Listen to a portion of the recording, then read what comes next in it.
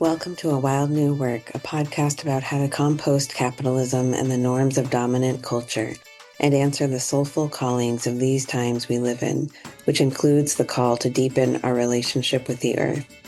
I'm Megan Leatherman, a mother, writer, teacher, and guide.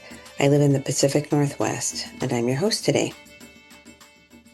Hi, friend, and welcome. We are officially into the autumn season now here in the Northern Hemisphere. The autumn equinox was on September 22nd, and so from here on out, the darkness will grow and take us deeper into itself and all of its teachings. We talk a lot on this show about the seasons and living seasonally, but I've never gone into that much depth about what that actually means.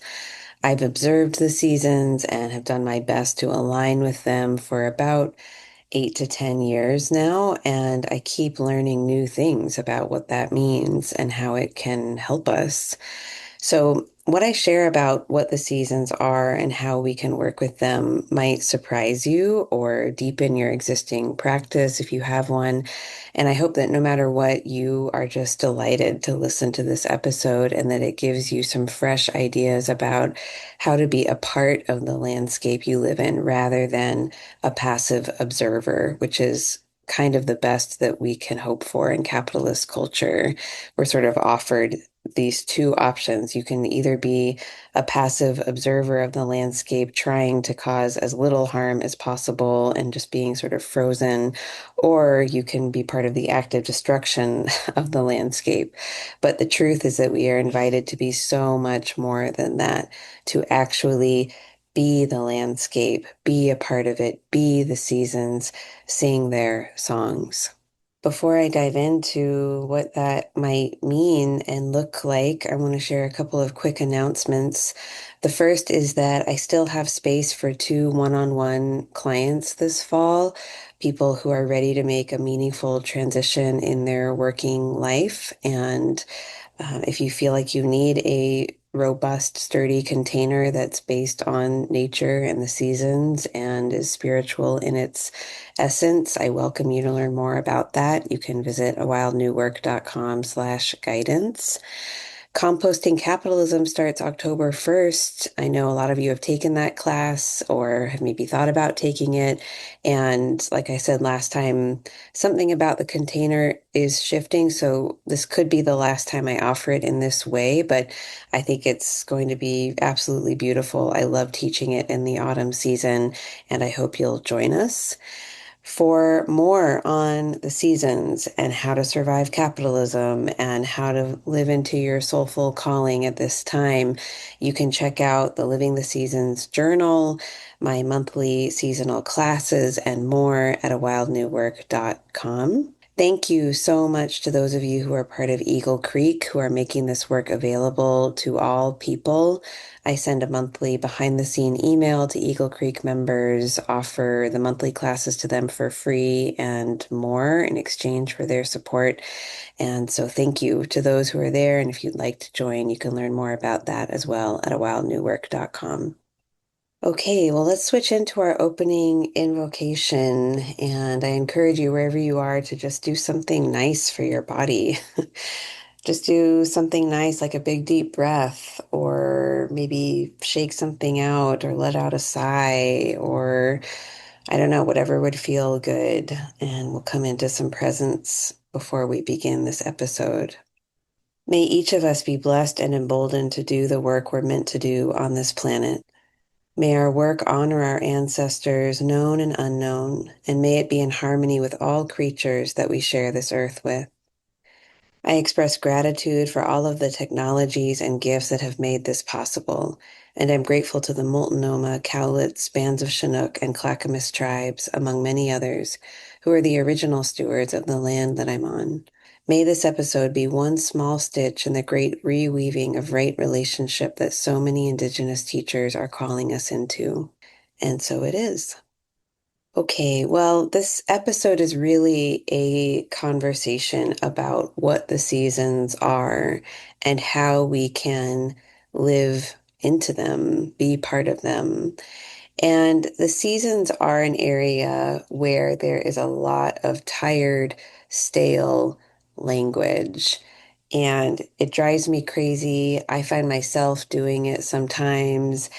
And I hope this episode brings some new language, new words, new definitions that can help the seasons to feel as alive as they really are.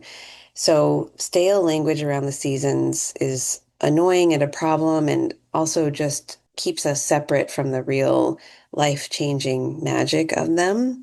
And it also makes it more likely that they will be co-opted for profit in this capitalist system. What does it mean to have autumn? Well, it means you should buy new sweaters and pumpkin spice lattes, and you need to buy. And then in the winter, you're going to need to buy a bunch of Christmas decorations or gifts for people. And then in the new year, you need to buy this new gym membership. And it's just constantly the seasons are constantly co-opted for profit and made into a source of money for those trying to get us to consume even more. So I hope that the seasonal conversation that we have today and throughout the autumn season and ongoing on this podcast, I hope it feels really alive to you.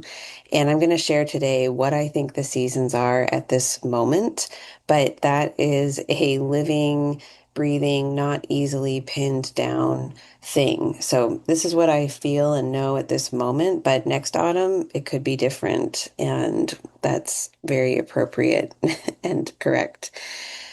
When we know what the seasons are, when we have a workable definition that we can really hold that feels true to us, it's much easier to live in alignment with them. And autumn is the season of the mineral element, the stones, the decaying matter, the sand, the crystals, everything that is not upwardly sort of growing. Mineral is the force of decay, decomposition, composting, old stones that have a much different sense of time. Mineral teaches us what is valuable, and we don't know something's valuable if we can't define what it is. Mineral helps us to have healthy, updated definitions that actually work, that are actually life-giving, definitions about ourselves, about how the world works, about anything and everything. So, in this episode, we're going to redefine the seasons. We're going to come into a more precise definition that can help us, and mineral is going to help us with that. And that will be an ongoing process throughout the autumn season. So, the seasons are a response to the Earth's journey around the Great Fire.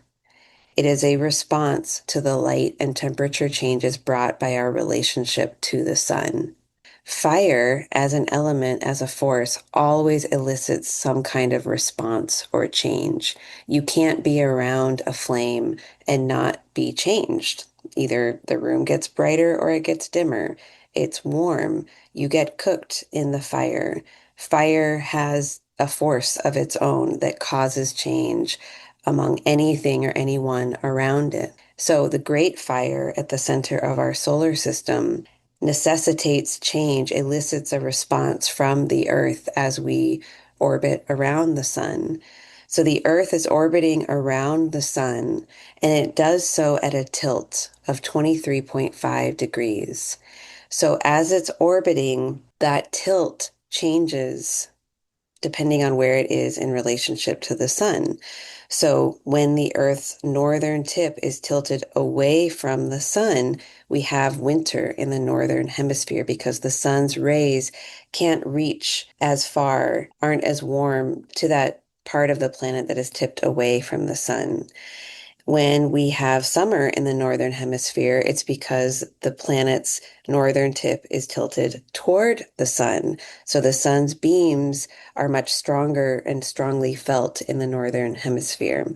So right now, right as we're in the midst of the autumn equinox, the tilt is in the midst of transitioning. So there's more sunlight equally dispersed across both hemispheres because the planet is sort of not tilted or facing the sun head on. And so we have an equal amount of daylight and warmth across the hemispheres. After the equinox, now the Earth will begin tipping away, the northern part will begin tipping away from the sun. So I hope that doesn't feel too confusing or overwhelming. But essentially, what I hope you gather from that is that the season is externally triggered. The season is happening because the Earth's beings are responding to the way our relationship to fire is changing. Now we're away from the sun. It's not as warm anymore. It's getting darker. And the seasons are the response to that reality. So all of the beings on the earth are making choices now that their relationship to the sun is going to change. Plants are slowing down their growth. They're giving their last gifts. In the southern hemisphere, the light is growing. So plants will be increasing their growth. The days will be getting warmer. So the seasons are a response to something outside of anyone's control. None of us, no being on this planet can control the sun or the Earth's orbit around the sun. So every season that comes along, every time the sun's power on the Earth changes as a result of where we are in our orbit and how we're tilted and what degree we're facing the Earth at, we all have a chance to make choices, to make use of the sunlight and energy that is available and to pare down when we have to. And the intensity of those shifts depend on where on the earth you are. So if you live closer to the equator, the Earth's journey around the sun might bring much less, even imperceptible change. There may be wet seasons or drier seasons. There may be seasons based on storms over the oceans or seasons based on the animals that migrate. So it's not true that there are just four seasons. There are as many seasons as there are landscapes on the planet. Spring, where I am, is going to look different than spring at the North Pole or somewhere further south or even somewhere at the same latitude but at a higher elevation. So the planet can hold all of these realities, all of the seasons, all of these responses to our shifting relationship to the sun. And this is a really beautiful thing because it's like all of us on this earth, no matter where we are, we're all sitting around the same fire, but we're sitting there differently. Some are higher up above, some are further down, some are farther away, some are closer. We're all around the same fire, but differently. So the response to that shifting relationship to the fire is what we call the seasons. The changing colors of the plants, how many of them are blooming, the fungi that come, the birds that migrate. Those are all ways that we identify which season we're in. How is the earth responding? If there was no response, if nothing changed, we wouldn't call it a season. Imagine if we said, oh, this is the autumn season now, but all of the cherry trees were in blossom, or there were daffodils and tulips everywhere, and things were really growing. Would you believe me that this was the autumn season? No, because we identify the seasons based on the response that we're seeing among the land around us. So the seasons are a chorus of response made up of many different melodies and harmonies, but with one overarching song. In the spring, there's this upward lift of growth and renewal. Maybe it's a lot of flutes and bright notes that help us sort of feel that upward lift and dancing, wanting to dance around the maypole. In the autumn, there's this downward force. Maybe it's drums and low tones or the tuba that takes us down. There is a song that's happening all across the planet in response to the shifting relationship to the sun. Migration music, bird song, the music of butterflies emerging from the chrysalis, the music of a bunny's paws on the snow. It is a musical reality that drifts and undulates all across the planet. So here we are in the song of the autumn season, the song of leaves falling, Canadian geese migrating, bees collecting the final nectar, squirrels collecting as many nuts as they can, the trees dropping those nuts plop, plop on the ground, the music of the rain that will come, the song of bear getting fat in the forest, the song of pumpkins rotting and cracking open, the drums and the low tones of our ancestors around their fires calling to us when the veil gets thin, the music of the cider press, the candles being lit, our weeping as we give our grief back to the earth, our own songs and thanks as we harvest and understand that we have done enough, that the earth has done enough, that we must make use of what's here and do our best to make it work through the winter. It is a beautiful, haunting song, this autumn song. And what it means to live seasonally is to turn toward that song, to listen to it, to lend our own voice to it. In capitalist culture, we are stuck in these factories, forced to work and clang, clang, clang on the machines. We're hammering. The sounds are discordant. There is no song. It's just banging and efficiency and one note trying to drown out the sorrows and cries of all who are suffering inside of this machine. But some of us, even as we clang away, can still hear the song outside. And it's the most beautiful song. And every season we're drawn to it. We want to hear more. We want to sing alongside everyone else singing in that circle, making the season what it is, making that season strong. So living seasonally is intentionally tuning your ear to that song, the song of the landscape where you are at this particular point in the earth's journey around the fire, and singing along as best you can, however you can. Every choice you make can be in congruence with that song or out of tune with it. Just like the maple tree changing colors in the fall strengthens the presence of the season, it shows us that the autumn is here. Your choice to harvest what's available to you, to preserve what grew this summer, to let go of what needs to be composted in your life, to go to sleep earlier, to appreciate the darkness, and so forth. All of that is adding to this beautiful music. And this is an intuitive, joyful process. It's joining a drum circle. It's joining a choir. It's joining a caroling troupe. It can be that much fun, that meaningful, that natural. Song and singing has been coming up for me for almost a year now, and I feel like I'm getting banged over the head constantly with the message that song is incredibly important. Humans singing, the earth singing, your voice, my voice, adding to the music of this planet, the music of the seasons. I keep hearing stories about clients or students who are spontaneously feeling drawn to sing with the earth. I keep hearing about the land asking for humans to sing. I've been asked by the land to offer a song. Mugwort has asked me to sing to them. I've been noticing what changes in my nervous system when I sing, when my kids sing, my daughter longing for more songs, noticing what it does to human community when we sing together.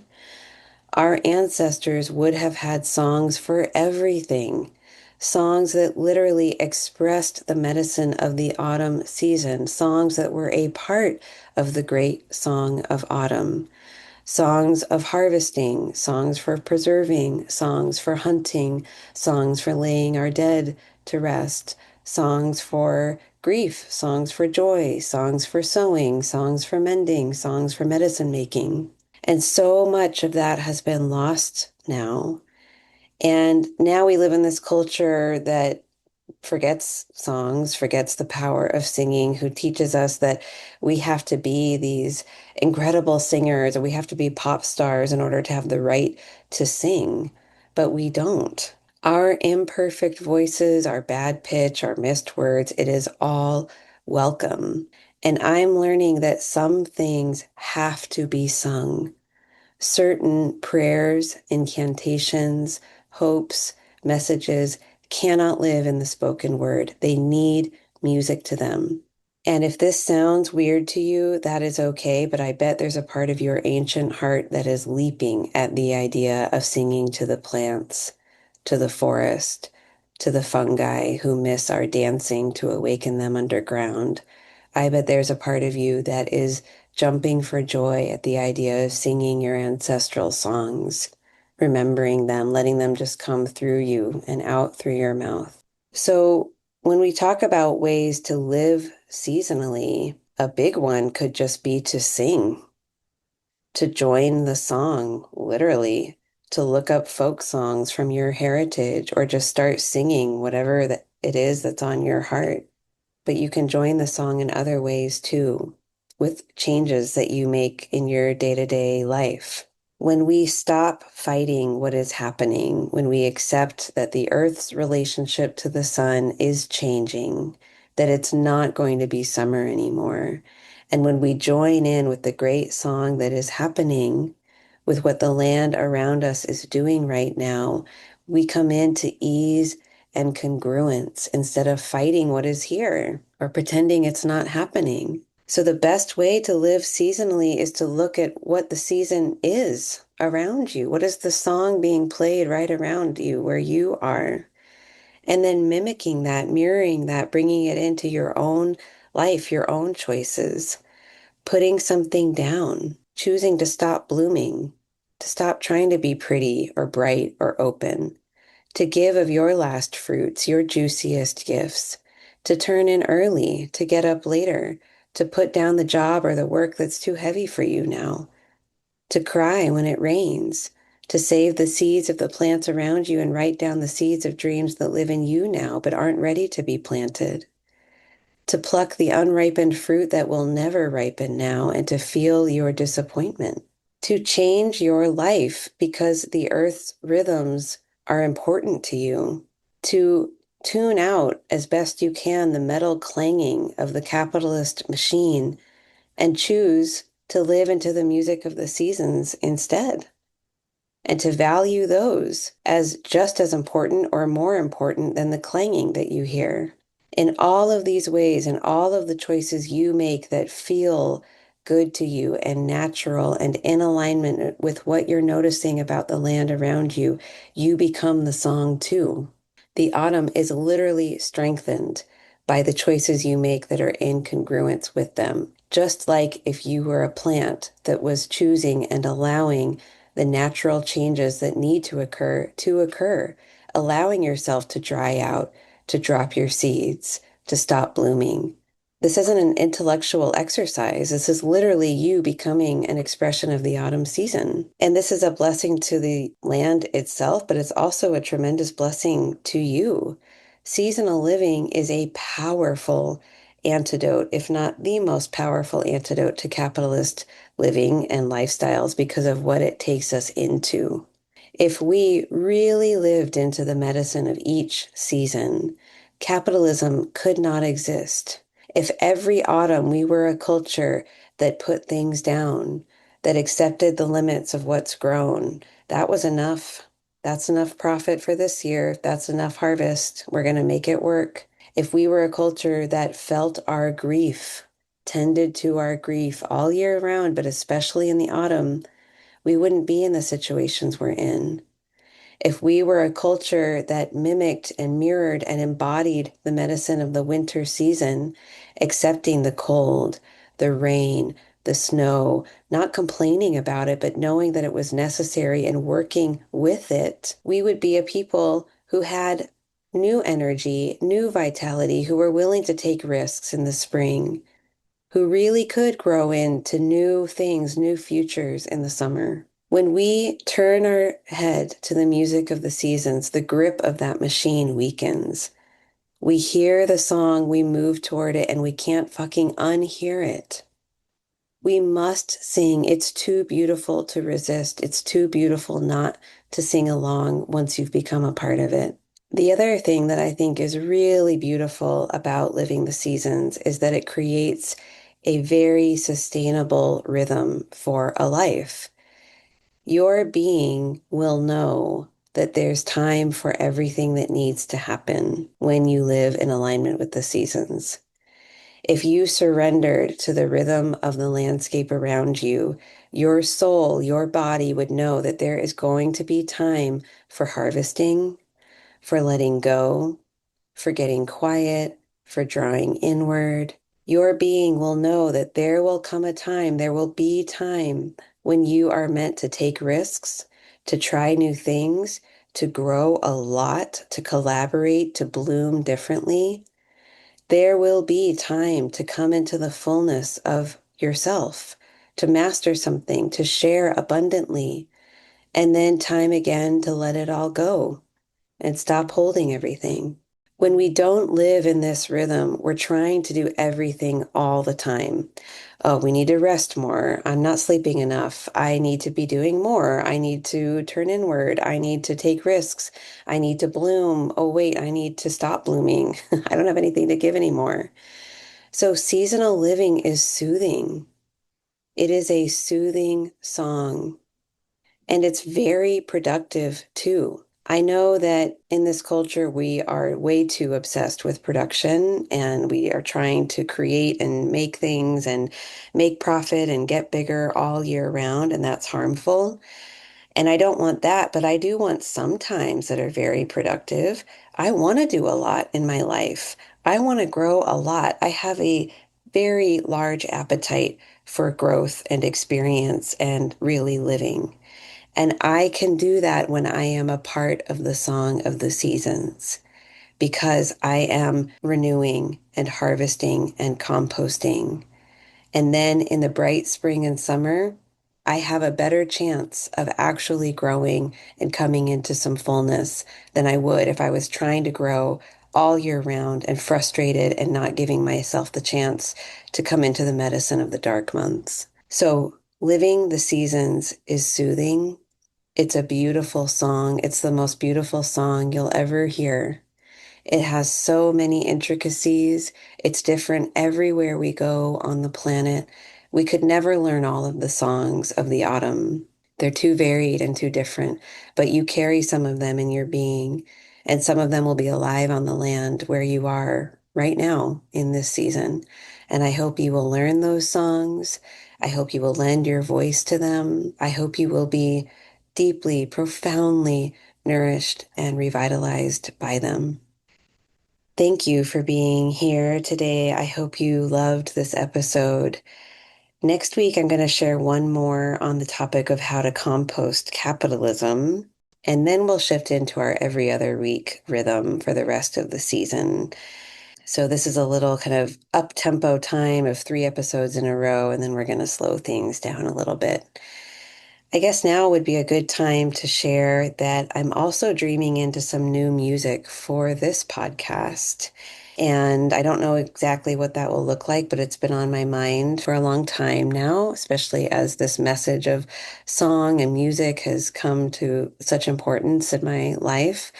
So if you are interested in supporting getting some new music for the show, one wonderful way would be for you to become an Eagle Creek member and support the show financially every month so that I could eventually afford to pay a musician to make new music for the show.